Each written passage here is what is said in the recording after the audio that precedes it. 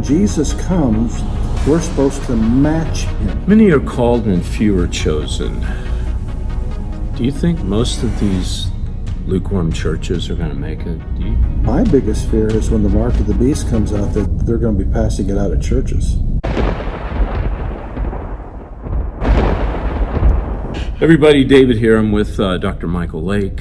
Dr. Lake, we hear about the lukewarm church. You read about it in Revelation. What is the lukewarm church? What's the characteristics of it? The characteristics of it, when it comes to God, they think a little dab will do you. But one of the things that I have found is that wealth can mimic spirituality. Explain that, please. Because I have so much, I don't need to believe God for anything. And in Laodicea, it was a very, very wealthy, they were world-renowned, like for their purple dyes and all these different things. And so it was a very affluent area. Okay. And because of their affluence, they didn't really have to trust in God. They did not have to develop their faith.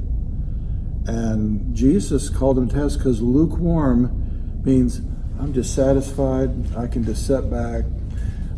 Preacher's preaching real good, but I control the money coming in to where preacher, you step on my toes, I'm going to quit giving it. The whole thing's going to collapse. So you can't preach this, you can't preach that. Right.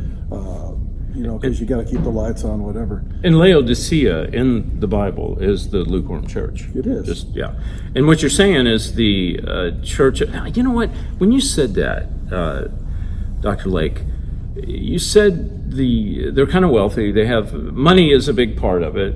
And I don't want to judge, but I keep thinking about these. I call them Six Flags Over Jesus churches. And I see people pulling up in their nice cars, their SUVs, whether they're paid for, financed, whatever. They got their nice clothes on. They have, income of middle to maybe upper class. That's the same thing today is what was happening at that church then. Now, the paradox is you can have churches like that and actually have people on fire for God. Yeah. But it depends a lot on the pastor and him teaching them, you can have riches, but riches can't have you. You never trust in riches. But that's what they were doing in Laodicea. They were trusting in their riches and their affluence. And so it's like, I just got enough of Jesus to where I think I'm going to heaven, but I'm not going to do anything that would cause me to become culturally persecuted. Wow. Okay, so let's go to I'm going to use Baptist as an example. I'm not picking on Baptists. You're not Baptist, are you? I was raised Baptist. Okay, well, I'll pick on Baptists. So let's take a little Baptist church, hypothetically. It could have 200 members, but it only has 75 because the attendance is way down. The age range is 55 plus. They go to church on Sunday, have Wednesday night, supper and Bible, time and singing, right? Are they also lukewarm? I mean, they can be. I think one of the things that we get into is it's like with me, I'm approaching retirement age. I'm just getting started. There were prophetic words over my life when I was younger. I'm just now starting to walk in. Right. And I asked God about it. I said, why is this happening now? And he said, it's because of your dense head.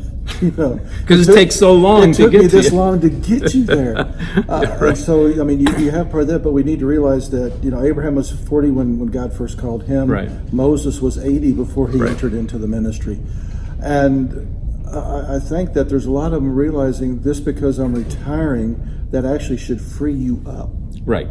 To do more for the kingdom. There are those waking up to that. There's no retirement in the Bible. No. And by the way, I think Noah, wasn't he like 500 years old whenever God called him for the ark? He was, Yeah, he was like old, So, okay, let me bring it back to the lukewarm. Because the lukewarm church, folks, is, to my knowledge, is the only time that Jesus said, it's the only church Jesus said, I will vomit you out of my mouth. As a matter of fact, Dr. Lake, I don't know any other people or town that Jesus ever said, I'm going to vomit you out of my mouth, No.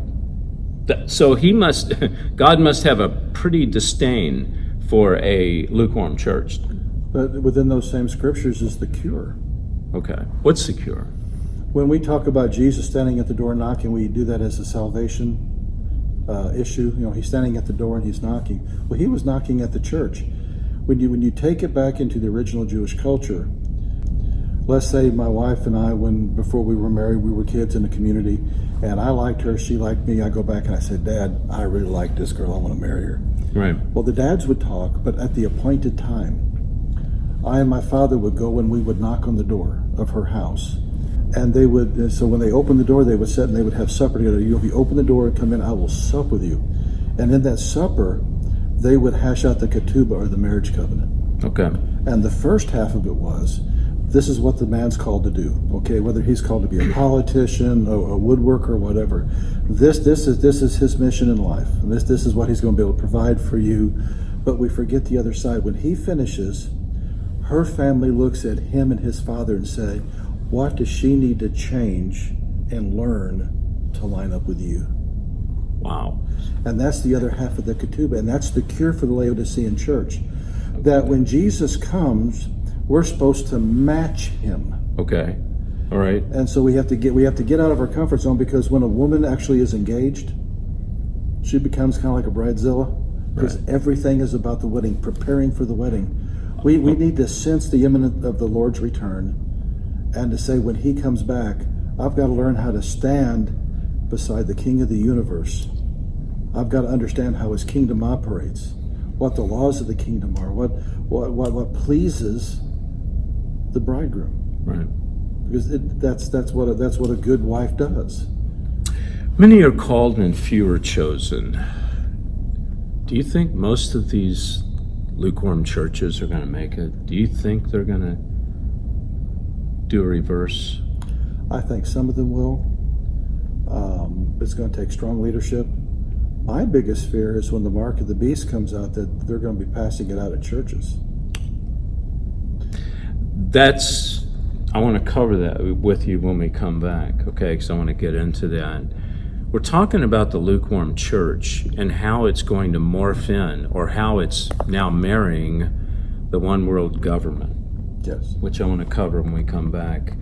How the mark of the beast is going to be infiltrated into the lukewarm church.